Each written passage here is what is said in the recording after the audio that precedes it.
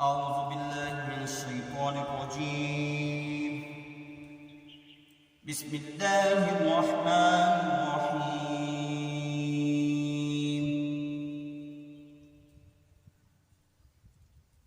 والتين والزيتون وطور سينين وهذا البلد الأمين. لقد خلقنا الإنسان في أحسن تقويم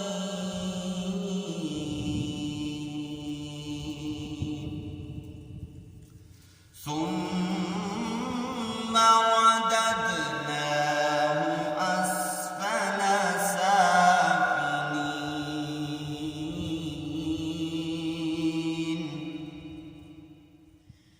إلا الذين آمنوا وعملوا الصالحات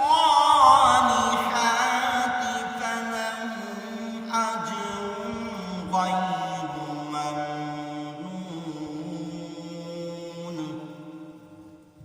فما